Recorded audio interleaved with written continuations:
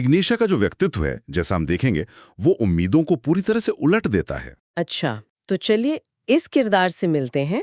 स्रोत के मुताबिक इग्नेशिया प्रोफाइल उन लोगों पर फिट बैठता है जिनका स्वभाव थोड़ा नर्वस है, खासकर ऐसी महिलाएं जो बहुत संवेदनशील हैं और आसानी से उत्साहित या परेशान हो जाती हैं। बिल्कुल।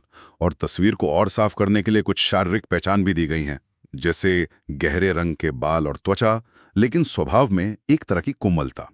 और एक बहुत जरूरी बात, ये लोग दिमागी तौर पर बहुत तेज होते हैं, चीजों को जल्दी पकड़ते हैं, काम भी तेजी से करते हैं।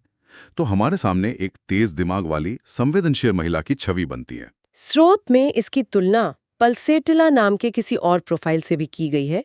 ये पल्सेटिला कौन है और इनकी तुलना क्यों की जा रही है? हाँ, ये एक आम तकनीक है इस तरह की पद्धति में। इसे डिफ्रेंसिएशन कहते हैं। जब दो प्रोफाइल बहुत समान लगते हैं तो उनके बीच का जो फर्क है उसे उजागर किया जाता है, ताकि सही उपाय चुना जा सके। यहाँ पल्सिटिला को इग्नेशिया की, आप कह सकते हैं, ऑपोजिट ट्विन की तरह दिखाया गया है। जहाँ इग्नेशिया डार्क और तेज है, वहीं पल्सिटिला गोरे रंग की, नरम स्वभाव वाली, अक्सर रोने वाली, लेकिन धीमी और फैसले न ले पाने वाली महिला बताई गई है। इस तुलना से इग्नेशिया का किरदार और उभर कर सामने आता है। समझ गई। तो ये एक तरह का साहित्यिक डिवाइस है किरदार को, हाँ, परिभाषित करने के लिए। लेकिन यहां से चीजें वाकई अजीब होनी शुरू होती हैं। स्रोत इसे कहता है महान विरोधाभासों का उपाय। ये विरोधाभास क्या है? यहीं पर इग्नेशिया की पहेली सबसे गहरी होती है। उदाहरण के लिए, कानों में अगर कोई शोर या गूंज है तो वो संगीत सुनने से बेहतर हो जाती है। आमतौर पर तो हम सोचेंगे कि संगीत उस शोर को और बढ़ाएगा। एक मिनट, ये तो सच में उल्टा है। और भी कुछ है ऐसा? हाँ, बहुत कुछ। बवासीर जैसी दर्दनाक समस्या में चलने फिरने से आराम मिलता है। गले में खराश हो तो कुछ ठोस निगलने पर बेहतर महसूस होता है, जबकि सिर्फ थूक या पानी निगलने पर दर्द बढ़ जाता है। पेट में एक जबरदस्त खालीपन का एहसास होता है, लेकिन खाना खाने के बाद भी वो खालीपन नहीं जाता। ये तो लक्षणों की एक पूरी लिस्ट है जो फिजिक्स के नियमों को ही चुनौती दे रही है। इसमें कोई पैटर्न है क्या, या ये सिर्फ अजीबोगरीब लक्षणों का कलेक्शन है? नहीं नहीं, इसमें एक बहुत गहरा पैटर्न है। इसका बड़ा टेक अवे ये नहीं है कि ये लक्षण अजीब हैं। इसका असली इंसाइट ये है कि यह शरीर का एक तरह का विद्रोह है। जब शरीर हर अपेक्षित नियम को तोड़ रहा हो, चलने से दर्द घटे, निगलने से खराश ठीक हो, तो यह एक गहरे आंतरिक विरोधाभास का संकेत है। The body speaking in opposites. वो कह रहा है कि अंदर कुछ बहुत गड़बड़ है।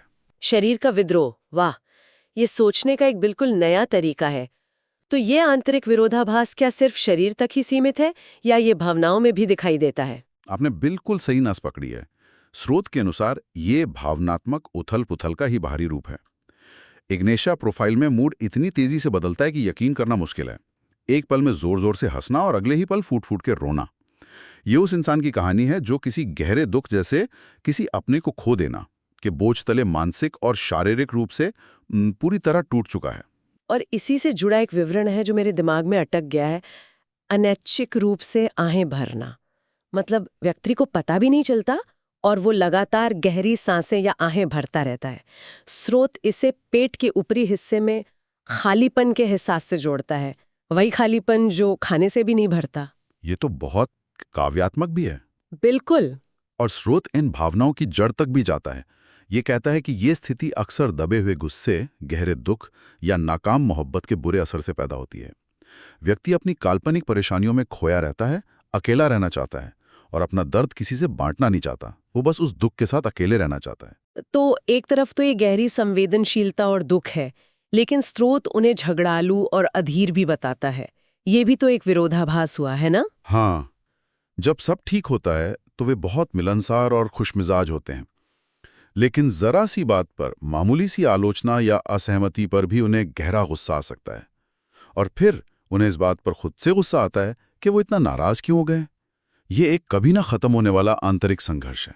ये जो भावनाओं और शारीरिक लक्षणों का सीधा कनेक्शन बताया गया है, जैसे स्रोत में बच्चों का एक उदाहरण है कि डांटने पर वो बीमार पड़ जाते हैं या उन्हें नींद में ऐंठन होने लगती है, क्या ये इस चिकित्सा पद्धति का मूल सिद्धांत है? हाँ, बिल्कुल।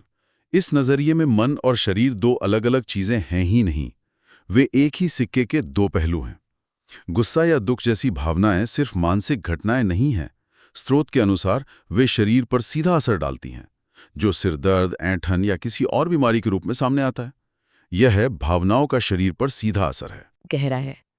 चलिए अब कुछ और अनोखे शारीरिक लक्षणों की बात करते हैं।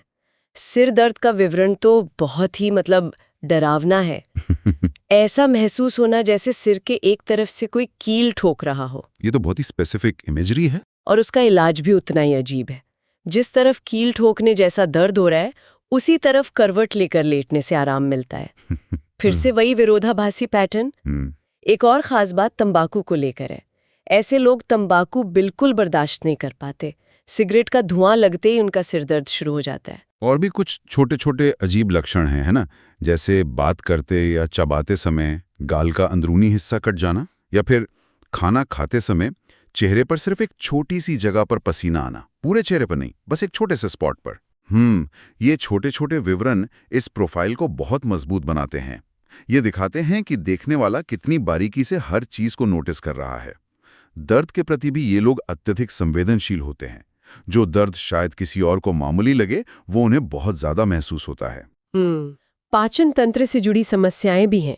कब्ज के बारे में एक अजीब बात लिखी है कि यह गाड़ी में यात्रा करने से शुरू हो सकता है और मल त्याग करते समय इतना ज्यादा दर्द होता है कि व्यक्ति शौचालय जाने के नाम से ही डरने लगता है।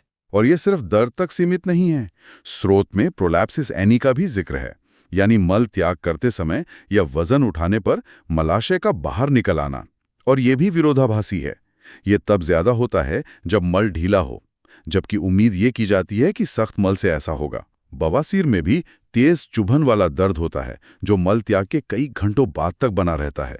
एक लगातार बनी रहने वाली तकलीफ। सोते समय शरीर में फड़कन या ऐंठन और शरीर के छोटे छोटे हिस्सों में दर्द होना, ये सब भी उसी पैटर्न का हिस्सा लगते हैं। और अंत में बुखार के लक्षण तो इस विरोधाभासी कहानी को पूरा ही कर देते हैं। बिल्कुल। जब इग्निशिया प्रोफाइल वाले व्यक्ति को ठंड लग रही होती है, तब उसका चेहरा लाल और गर्म होता है। प्यास सिर्फ ठंड लगने के दौरान लगती है। जैसे ही शरीर गर्म होता है और बुखार चढ़ता है, प्यास गायब हो जाती है।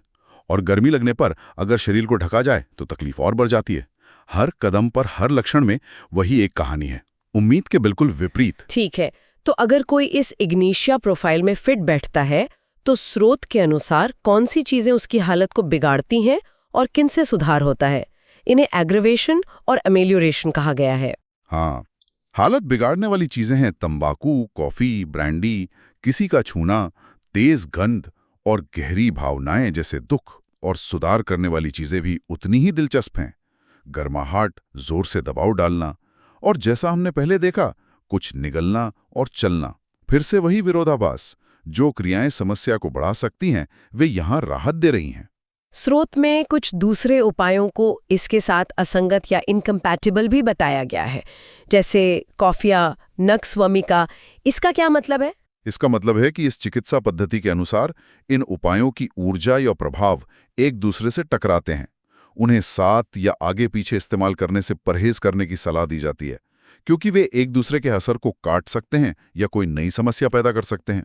और अगर इग्निशिया का कोई बुरा असर हो तो उसका एंटीडोट या काट पल्सिटिला को बताया गया है, वही ऑपोजिट ट्विन जिसकी हमने शुरू में बात की थी। और अंत में एक बहुत ही दिलचस्प तुलना की गई है। इग्नेशिया का महिलाओं की बीमारियों से वही संबंध है जो नक्सवमिका का गुस्सैल पित्त प्रकृति वाले पुरुषों से है। ये तो इसे सीधे सीधे एक स्त्री उपाय के तौर पर स्थापित कर रहा है। हाँ, ये उस समय के सामाजिक नजरिए को भी दिखाता है। और इसी से जुड़ा हेरिंग नाम के किसी डॉक्टर का एक नोट है जो बहुत कुछ कहता है। वो लिखते हैं, उत्तरी अमेरिका में नक्सवमिका व्यक्तियों की तुलना में इग्नेशिया व्यक्ति कहीं अधिक हैं। ये सिर्फ एक आंकड़ा नहीं है, ये उस समाज पर एक गहरी टिप्पणी हो सकती है। शायद ये कह रहा है कि उस दौर में, उस समाज में बाहर निकलने वाले गुस्से से कहीं ज्यादा भीतरी, अनकहा और दबा हुआ दुख मौजूद था। तो आज की इस पूरी बातचीत को अगर एक जगह देखें तो इग्नेशिया की पहेली का हल क्या है? ये एक ऐसे इंसान का प्रोफाइल है जो अंदर से टूट चुका है और उसका शरीर और मन दोनों इस टूटन को विरोधाभासों के जरिए जाहिर कर रहे हैं। हर लक्षण, चाहे वो चलने से कम होता दर्द हो या निगलने से ठीक होती खराश, एक चीख की तरह है जो कह रहा है कि कुछ भी ठीक नहीं है। बिल्कुल। और सुनने वालों के लिए इसका महत्व ये है कि ये हमें किसी व्यक्ति को देखने का एक बहुत ही समग्र, एक होलिस्टिक नजरिया देता है। ये सिर्फ ये नहीं पूछता कि लक्षण क्या है, बल्कि ये पूछता है कि ये कब होता है, कैसे होता है और क्यों होता है। ये व्यक्ति को टुकड़ों में नहीं, बल्कि उसकी भावनाओं, उसके अनुभवों और उसके शरीर को एक साथ जोड़कर देखता है। और यही बात हमें आज के अंतिम विचार के लिए छोड़ जाती है। इस पूरे विवरण में भावनाओं और शारीरिक स्वास्थ्य के बीच एक बहुत गहरा और सीधा रिश्ता दिखाया गया है। दबा हुआ गुस्सा, सालों का दुख, अपमान, ये सब शरीर में बीमारियों के रूप में सामने आ रहे हैं। ये हमें सोचने पर मजबूर करता है। क्या हमारे अपने शरीर के संकेत, कोई पुराना दर्द, कोई अजीब आदत, कोई ऐसा लक्षण जिसका कोई मतलब समझ नहीं आता, शायद हमारे उन अनकहे भावनात्मक अनुभवों के बारे में कुछ बता रहे हैं, जिन्हें हम बहुत समय से नजरअंदाज करते आ रहे हैं?